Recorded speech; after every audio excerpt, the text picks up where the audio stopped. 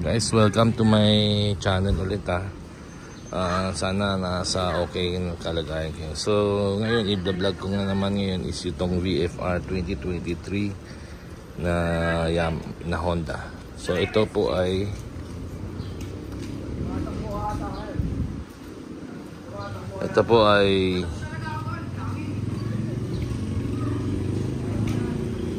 ...800cc and 4-cylinder.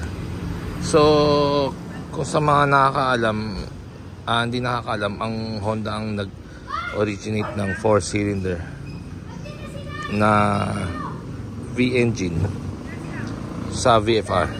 So maski na yung 400cc nila is 4-cylinder. So yun, Pro Arm naman nila, sila rin nag-invento. Gumaya lang po yung Italian company na Ducati. So nagkakademandaan sila. So ito po ay all classic na motorcycle, tourer, sports tourer kung ang category. 800cc, old school. Ayan po. So old school din yung pano niya, walang TFT. Naka high handlebar, hindi siya naka low. So malambot ang upuan, makapal ang gulong, malapad pala, sorry. Saka meron tong center stand. Ayan po, center stand. Okay, so ito po ay Japan, wala pong locally available nito.